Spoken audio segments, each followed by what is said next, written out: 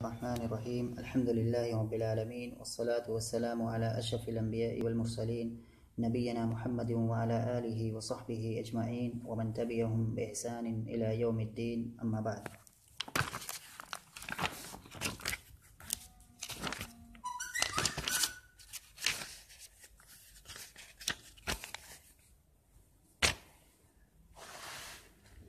گزشتہ درس کے اندر چند آیتوں کو ہم پڑھ رہے تھے جو آیتیں سورۃ العلق کی تھیں، اور آج اس صورت میں ہمیں جہاں سے پڑھنا ہے وہ یہ والی آیت ہے کلا ان الانسان لیطغی. اعوذ باللہ من الشیطان الرجیم. کلا ان الانسان لیطغی ان رآہ استغنی ان الی ربک الرجعی ارأیت الذی ینہی عبدا اذا صلی ارأیت ان کان علی الہدی او امر بالتقوی ارأیت ان کذب وتولی الم یعلم بأن اللہ یری کلا لئن لم ینتہ لنسفعا بالناصیہ ناصیۃ کاذبۃ خاطیہ فلیدع نادیہ سندع الزبانیہ کلا لا تطعہ واسجد واقترب. یہاں پر اللہ تعالیٰ فرما رہا ہے کہ انسان کا مزاج کیا ہے، انسان کی فطرت کیا ہے. تو اللہ تعالیٰ کا ارشاد ہے کلا ان الانسان لیطغی. طغی یطغی کا معنی ہوتا ہے سرکشی کا اختیار کرنا، سرکش ہونا.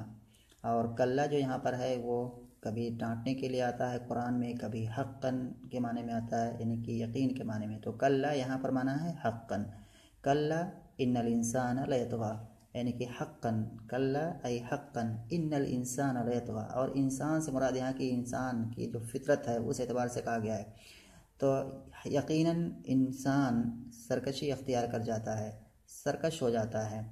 اور یہاں انسان سے مراد اس میں جو ہے مومن لوگ اس سے مستثنی ہیں، اس سے الگ ہیں، کیونکہ وہ اللہ تعالیٰ پر ایمان لاتے ہیں اور پھر نیک ہوتے ہیں. تو اس وجہ سے کیا ہے، پھر وہ اس سرکشی کو جو نہیں انجام دیتے ہیں. جب ان کے پاس مال و دولت ہوتی ہے، ان کو اچھی اچھی چیزیں نصیب ہوتی ہیں، خوشحال ہوتے ہیں، تو وہ سرکشی پر نہیں اتارو ہوتے ہیں بلکہ اور زیادہ اللہ تعالیٰ کا شکر ادا کرتے ہیں. تو اس سے مراد کافر ہی ہیں، مومن اس سے مستثنی ہو جائیں گے. تو کلا ان الانسان لیطغی یقیناً انسان سرکش ہو جاتا ہے، سرکشی اختیار کرتا ہے. ان رآہ استغنی کیونکہ وہ اپنے آپ کو بے نیاز سمجھتا ہے. یعنی کہ ایک انسان جب بے نیاز ہو جاتا ہے، اس کو اللہ تعالیٰ مال و دولت سے نوازتا ہے، یا اللہ تعالیٰ اس کو تو مال و دولت سے نوازتا ہے، تو پھر وہ کہتا ہے کہ ہمیں اللہ تعالیٰ کے یہاں جو نعمتیں ہیں، اللہ تعالیٰ نے جو جنت بنا رکھی ہے اس کی ضرورت نہیں ہے، اس سے بے نیازی دکھانے لگتا ہے. اللہ تعالیٰ اس کو صحت مند بناتا ہے تو وہاں بھی اللہ تعالیٰ سے بے نیازی کا اظہار کرتا ہے، اس کی طرف رجوع نہیں کرتا ہے. اس کے علاوہ اور بہت ساری چیزیں ہو سکتی ہیں، تمام اچھی چیزیں مراد یہاں پر ہو سکتی ہیں. تو یقیناً انسان سرکش ہو جاتا ہے، سرکشی اختیار کرنے لگتا ہے جب وہ اپنے آپ کو بے نیاز پاتا ہے، بے نیاز محسوس کرتا ہے. ان الی ربک الرجعی لیکن اللہ تعالیٰ کا فرمان ہے کہ یقیناً ایسے لوگ باخبر ہو جائیں، متنبہ ہو جائیں، کیونکہ ان کو لوٹ کر کے اللہ تعالیٰ ہی کی طرف آنا ہے. تو یہ چاہے جتنا اکڑیں، چاہے جتنا اترائیں، چاہے جتنا اللہ تعالیٰ سے بے نیازی ظاہر کریں، یا اللہ تعالیٰ نے جو چیزیں اللہ تعالیٰ کے یہاں ہیں ان چیزوں سے بے نیازی کا اظہار کریں، لیکن ان کو پلٹ کر کے اللہ تعالیٰ ہی کی طرف آنا ہے. پھر اللہ تعالیٰ ان کو ان کے اس برے کام کا، یا ان کو ان کی کرتوتوں کا، یا ان کو ان کے کیے ہوئے کاموں کا بدلہ دے گا. اگر اچھے کام ہے تو اچھا بدلہ دے گا، اور اگر برے کام ہے تو برا بدلہ دے گا. تو ان الی ربک الرجعی یقیناً تمہارا لوٹنا اللہ تعالیٰ ہی کی طرف ہے. ارأیت الذی ینہی عبدا اذا صلی یہاں پر اللہ تعالیٰ کا فرمان ہے ارأیت الذی ینہی عبدا اذا صلی. اس کے بعد اللہ تعالیٰ کا فرمان ہے ارأیت الذی ینہی عبدا اذا صلی. تو ارأیت الذی ینہی اس کا معنی ہو گیا بھلا اسے بھی تو نے دیکھا جو بندے کو روکتا ہے جبکہ وہ بندہ نماز ادا کرتا ہے. تو ارأیت الذی ینہی عبدا اذا صلی. اور الذی ینہی یعنی کہ روکنے والا، یہاں پر کون مراد ہے؟ تو روکنے والے سے مراد مفسرین نے کہا ہے کہ ابو جہل مراد ہے. اور عبدا اذا صلی، عبدن سے مراد مفسرین کا کہنا ہے کہ یہاں اللہ کے رسول صلی اللہ علیہ وسلم ہیں. تو ارأیت الذی ینہی عبدا اذا صلی بھلا اسے بھی تو نے دیکھا جو بندے کو روکتا ہے جبکہ وہ بندہ نماز ادا کرتا ہے. ارأیت ان کان علی الہدی بھلا بتلا تو اگر وہ ہدایت پر ہو، ان کان علی الہدی یعنی کہ یہ بندہ ہدایت پر ہو، او امر بالتقوی یا پرہیزگاری کا حکم دیتا ہو، ارأیت ان کذب وتولی، وہ بھلا دیکھو تو اگر یہ جھٹلاتا ہو اور منہ پھیرتا ہو، تو علم یعلم بان اللہ یرا، تو کیا اس نے نہیں جانا کہ اللہ اسے خوب دیکھ رہا ہے۔ اور یہاں پر جو یہ جملہ ہے علم یعلم بان اللہ یرا، یہ اس سے پہلے جتنی بھی شرطیں ہیں اسی کا یہ جزا ہے، یعنی کہ ان کان علی الہدی او امر بالتقوی، اور اس کے بعد ان کذب وتولی، تو سب کا جزا یہاں پر ہے علم یعلم بان اللہ یرا۔ اس کا مطلب یہ ہے کہ یہ آدمی جو روک رہا ہے بندے کو، یعنی کہ اللہ کے رسول صلی اللہ علیہ وسلم کو روک رہا ہے، اور یہ آدمی جس کو روک رہا ہے اگر یہ ہدایت پر ہو اور تقوی کا حکم دے رہا ہو، اور یہ ابو جہل جھوٹ پر ہو اور یہ اعراض کر رہا ہو، تو یہ ساری چیزیں ان ساری صورتوں میں کیا اس ابو جہل کو نہیں معلوم کہ اللہ تعالیٰ اسے دیکھ رہا ہے؟ یعنی کہ جو اللہ کے رسول صلی اللہ علیہ وسلم کو یہ روک رہا ہے تو یہ غلطی کر رہا ہے ایک طرف، اور دوسری طرف جو ہے جو آدمی صحیح پر ہے اس کو کیا ہے، اس کے صحیح کام سے روک رہا ہے، تو اس کو معلوم نہیں کہ اللہ تعالیٰ اس کی اس ساری چیزوں کو دیکھ رہا ہے، اور اس کو جو ہے اس کی اس کام کا یا اس کے اس کیے ہوئے کا اس کو ضرور بدلہ دے گا، یعنی کہ بالکل اللہ تعالیٰ کیا ہے، دیکھ رہا ہے۔ تو یہاں پر علم یعلم بان اللہ یرا، یعنی کہ یہ تقریر ہے، ثابت کیا جا رہا ہے کہ بالکل اللہ تعالیٰ دیکھ رہا ہے۔ اس کے بعد پھر اللہ تعالیٰ کا فرمان ہے کلا لئن لم ینتہی لنصفعا بالناصیہ، یقیناً اگر یہ شخص باز نہیں آیا، ینتہی کے معنی باز آ جانا، رک جانا، یقیناً اگر یہ شخص یعنی کہ ابو جہل باز نہیں آیا اپنے اس کام سے، یعنی کہ اللہ کے رسول صلی اللہ علیہ وسلم کو روکنے سے یا دوسرے صحابہ کو روکنے سے، منع کرنے سے، یا مسلمانوں کو تکلیف دینے سے، تو کلا لئن لم ینتہی، یقیناً اگر یہ ابو جہل باز نہیں آیا، رکا نہیں، تو لنصفعا بالناصیہ، تو ہم لنصفعا ای لنأخذن، تو اور ناصیتن کا معنی ہوتا ہے پیشانی جمع نواسن، تو ہم اس کی پیشانی کے بال کو پکڑ کر گھسیٹیں گے، یہ معنی ہو گیا لنصفعا بالناصیہ، ہم پکڑیں گے اس کے پیشانی کو، یعنی کہ اس کے پیشانی کے بال کو پکڑ کر کے گھسیٹیں گے۔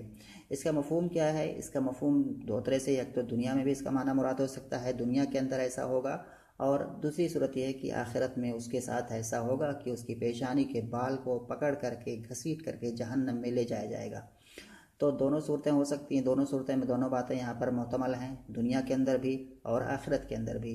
کون سا معنی مراد لیا جائے؟ تو اس سے دونوں معنی مراد لیا جا سکتا ہے، کیونکہ تفسیر کا قاعدہ ہے کہ اگر کہیں کسی آیت کا دو مفہوم نکل رہا ہے اور دونوں مفہوم کو ہم ایک ساتھ مراد لے سکتے ہیں، تو اولا بہتر یہی ہے کہ ان دونوں مفہوم ہی کو مراد لیا جائے۔ تو یہ دنیا میں بھی ہو سکتا ہے، یہ دنیا میں بھی اس کے ساتھ ہوا، بدر میں جو ہے اس کے ساتھ ایسا ہوا ہے، اور آخرت میں تو اس کے ساتھ ہوگا ہی کہ آخرت میں اس کی پیشانی کو پکڑ کر کے جہنم میں اس کو گھسیٹا جائے گا، جہنم کی طرف گھسیٹ کر کے لے جایا جائے گا۔ تو کلا لئن لم ینتہی لنصفعا بالناصیہ، یقیناً اگر یہ شخص باز نہیں آیا اپنے ان کاموں سے، تو ہم اس کی پیشانی کے بال کو پکڑ کر کے گھسیٹیں گے۔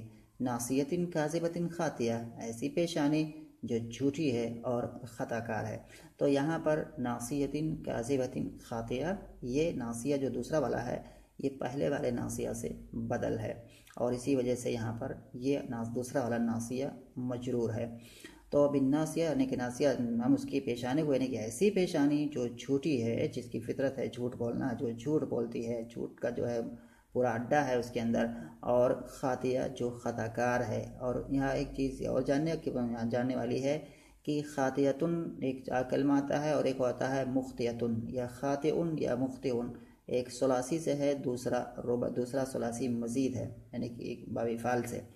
تو اگر خاطی کہیں پر آتا ہے خاطی، تو وہاں پر معنی ہوتا ہے آدمی ایسی غلطی کرے جس میں وہ جان بوجھ کر کے یا تعمدن یا قصدن غلطی کر رہا ہے۔ کوئی آدمی اگر قصدن یا عمدن غلطی کرے تو اس کو کہیں گے خاطی، اور کوئی آدمی اگر بھول کر کے اس سے غلطی کا صدور ہو جائے تو ایسی صورت میں وہاں پر اخطاء فعل استعمال کرتے ہیں، یعنی کہ مخطئون استعمال کرتے ہیں۔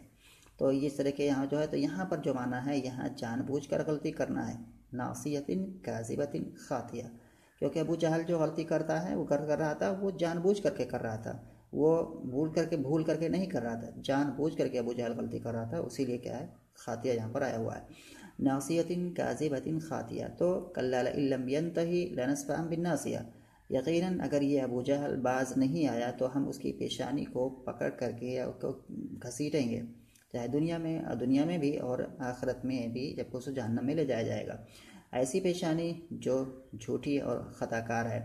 فلیدع نادیہ، تو چاہیے کہ وہ اپنی مجلس والوں کو بلائے، اگر اس کا دعویٰ ہے تو اپنے مجلس والوں کو بلائے۔ اس کا پس منظر ہے کہ فلیدع نادیہ، اس کے بارے میں یہاں پر ایک بات ہے کہ حدیث میں آتا ہے کہ نبی صلی اللہ علیہ وسلم خانہ کعبہ کے پاس نماز پڑھ رہے تھے۔ ابو جہل ادھر سے گزرا تو اس نے دیکھا اور کہا، اے محمد، میں نے تجھے نماز پڑھنے سے منع نہیں کیا تھا؟ اور آپ صلی اللہ علیہ وسلم سے سخت دھمکی بھرے لہجے میں بات کی۔ آپ نے اس کا کڑا جواب دیا تو کہنے لگا، اے محمد، تو مجھے کس چیز سے ڈراتا ہے؟ اللہ کی قسم، اس وادی میں سب سے زیادہ میرے حمایتی اور مجلس والے ہیں۔ جس پر یہ آیت نازل ہوئی، یعنی کہ جب اس نے کہا کہ تو مجھے دھمکاتا ہے، تو مجھے کس چیز سے ڈراتا ہے؟ اس وادی کے اندر تو سب سے زیادہ مددگار میرے ہی ہیں، سب سے زیادہ میرے مجلس والے لوگ ہی ہیں، تو مجھے تو کیوں ڈراتا ہے؟ تو اس پر اللہ تعالیٰ کی یہ آیت نازل کی، فلیدع نادیہ، جو یہ بات کہہ رہا ہے کہ اس وادی کے اندر میرے سپورٹر، میرے حمایتی، میرے مددگار زیادہ ہیں، فلیدع نادیہ، تو چاہیے کہ اپنے مجلس والوں کو بلائے۔ نادی کے معنی ہوتا ہے مجلس، یعنی مجلس میں جو بیٹھنے والے لوگ ہوتے ہیں، جو پورے لوگ ہوتے ہیں، ان کو مجلس کہتے ہیں۔ تو فلیدع نادیہ، تو چاہیے کہ دعا کے معنی بلانا، پکارنا، فلیدع، تو چاہیے کہ یہ پکارے، یہ بلائے اپنی مجلس والوں کو۔ اور اس کے بعد سندع الزبانیہ، اور ہم بھی اپنے جہنم کی پولیس کو، جہنم کے داروغہ کو ہم بھی کیا ہے بلائیں گے، پھر دیکھتے ہیں کون کس پر کیا ہے غالب آتا۔ تو یقیناً کیا ہے، یہ جہنم کے سپاہی جو ہے ابو جہل کے جو ساتھی ہیں، ان کے اوپر غالب آئیں گے۔ تو فلیدع نادیہ، تو چاہیے کہ وہ اپنے جو مجلس والوں کو بلائے۔ سندع الزبانیہ، اور زبانیہ کا معنی یہی کہ جہنم کی داروغہ، جہنم کے پولیس، وہی مراد ہے، سندع الزبانیہ، اور ہم بھی جہنم کی پولیس کو بلائیں گے۔ کلا لا تطیعہ واسجد، کلا یہاں پر خبردار کے معنی میں کہ کلا، یعنی کہ خبردار ہو جائیے، یعنی کہ جو بھی مراد ہے، جو بھی سب آ جائیں گے اس میں، کلا یعنی کہ خبردار، لا تطیعہ، تم اس کی اطاعت مت کرو۔ کس کی اطاعت مت کرو؟ ابو جہل کی اطاعت مت کرو۔ تو لا تطیعہ، تم اس کی اطاعت مت کرو، واسجد، اور سجدہ کرو، یعنی کہ سجدے سے مراد کیا ہے؟ نماز کا ادا کرنا ہے۔ سجدہ ایک اہم جز ہے نماز کا، اسی لیے جز کو بول کر کے یہاں پر کل کو مراد لیا گیا ہے۔ واسجدوا، اور سجدہ کرو، یعنی کہ نماز ادا کرو، واقترب، اور اللہ تعالیٰ سے قربت حاصل کرو، اللہ تعالیٰ سے قریب ہو۔ تو یہاں پر بات پوری ہوئی سورۃ العلق کے تعلق سے۔ اس کے بعد اگلی سورت ہے سورۃ القدر۔ سورۃ القدر، اور یہ مکی سورت ہے، ویسے اس کے مکی یا مدنی ہونے میں اختلاف ہے، اور اس کا نام جو ہے سورۃ القدر رکھا گیا ہے۔ سورۃ القدر، اس سورت کا نام سورۃ القدر کیوں رکھا گیا ہے؟ اس میں بہت ساری وجوہات بیان کی جاتی ہیں کہ قدر اس کو کیوں کہا گیا ہے۔ قدر، تو یہاں پر اس میں ایک بات یہ بیان کی گئی ہے کہ قدر کا معنی قدر و منزلت کے ہوتے ہیں، اسی لیے اس کو سورۃ القدر کہتے ہیں۔